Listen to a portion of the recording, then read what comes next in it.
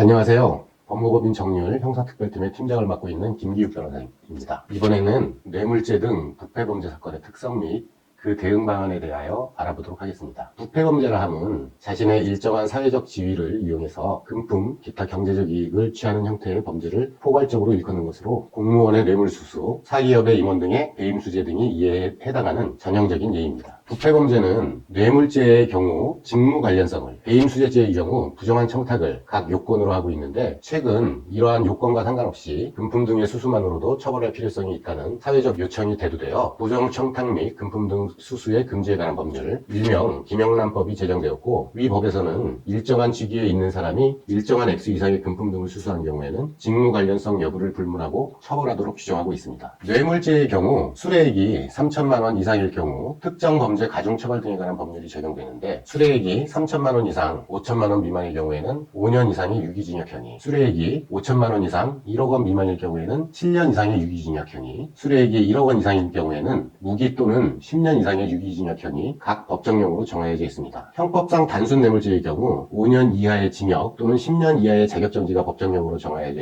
있으므로 수뢰액이 어떻게 산정되는지에 따라 실제 처벌에 있어서도 현격한 차이가 발생합니다. 한편 금융회사 등의 임직원의 경우 수수액을 기준으로 위특가법상의 뇌물죄와 동일한 법정형으로 처벌되고, 그 요건 역시 부정한 청탁이 아닌 직무 관련성으로 규정되어 있어 주의를 요하는 바, 이는 금융회사 등의 임직원에게 공무원과 유사한 정도의 사회적 책임을 요구하는 사회적 요청에 따른 겁니다. 이렇듯 중대범죄로 취급되는 뇌물죄의 경우 워낙 사회적 이목이 집중되고 수사기관 입장에서도 이러한 부패범죄의 적발이 매우 큰 공적으로 받아들여집니다. 검찰의 주요 보직으로 알려진 중대의 특수부, 현재의 부패범죄 수사부가 이러한 형태의 범죄를 전문적으로 수사하는 조직입니다. 따라서 증거가 없는 무리한 수사가 진행되기도 하고, 그러한 연유로 대관 업무를 하는 기업인들에 대한 수사 과정에서 기업인들이 자신의 책임을 회피하기 위하여 허위의 진술로서 공무원에 대한 금품 등 공여를 털어놓기도 하여 억울한 피해가 발생한 여지가 다분하기에 전문가인 변호사의 도움이 반드시 필요한 분야입니다. 특히 부패범죄에서의 금품 수수의 경우 계좌이체 등 그 수수 여부가 객관적으로 드러나는 방법이 아닌 은밀한 현금 거래가 대부분이어서 수수 여부 자체가 일방의 진술에 의존하는 경우가 대부분입니다. 이 과정에서 상대방은 예측하지 못한 타격을 입을 수 있고, 수사 과정에서 이러한 특성이 교묘히 이용되기도 합니다. 따라서 수사 초기 단계부터 전문가인 변호사의 조력을 받아 체계적인 대응을 하지 않으면 나중에 돌이킬 수 없는 절박한 상황에 놓일 위험이 매우 큽니다. 그리고 뇌물죄의 중요 요건인 직무 관련성, 언론에서는 대가성이라는 표현을 자주 쓰는데 직무 관련성이 정확한 표현입니다. 뇌물죄의 중요 요건인 직무 관련성, 그리고 배임수 증제죄의 중요 요건인 부정한 청탁에 대해서는 매우 미묘하고도 복잡한 판례가 누적되어 있습니다. 따라서 현재 의뢰인이 처한 상황에 가장 부합하는 선례를 찾아내서 선제적으로 대응하는 것이 억울한 공소제기 내지 유죄 판단을 피할 수 있는 지름길이라고 하지 않을 수 없습니다. 뇌물죄 등 부패범죄에 대한 대응에는 다음과 같은 특성이 있습니다. 첫째, 부패범죄는 중요범죄로 취급되고 그 수사 결과는 수사기관의 중요 실적으로 연결되므로 수사 자체가 매우 의욕적으로 진행됩니다. 따라서 수사 초기부터 법률 전문가의 체계적 대응이 없을 경우 누적된 수사 결과를 뒤집기 매우 어렵습니다. 둘째, 범죄의 성립을 무력화할 수 있는 각각의 증거와 수사기관에서 구성하거나 내세우는 객관적 정황에 대해 적극적으로 반대 취지의 입증을 해야 합니다. 셋째, 직무 관련성 내지 부정한 청탁에 대한 누적된 판례를 기초로 해서 적절한 대응 방향을 설정한 후에 그에 부합하는 정확한 대응이 필요합니다. 동일한 역사적 진실에 대해서도 그 대응 태도에 따라 평가는 정반대로 이루어질 수 있다는 점을 항상 염두에 두고 정교하게 대응하는 것이 반드시 필요합니다. 우리 사회에서 부패범죄는 가장 주요한 범죄 유형으로 취급되는 바, 잘못 대응할 경우 그동안 쌓아온 명예를 모두 잃게 될 뿐만 아니라 결과에 따라 퇴직금, 연금 등도 물지될 수 있어 경제적으로도 심각한 타격을 입을 수 있습니다. 따라서 전문 분야 변호인을 통한 체계적 대응이 자신의 책임을 벗어나는 과도한 처벌을 피할 수 있는 최소한 선택이라고 할 것입니다. 이상으로 오늘은 부패범죄의 특성 및 그 대응 방안에 대하여 알아보았습니다. 다음 시간에는 더 좋은 컨텐츠로 여러분들을 찾아뵙도록 하겠습니다. 법무법인 정률 형사특별팀의 김기욱 변호사였습니다. 감사합니다.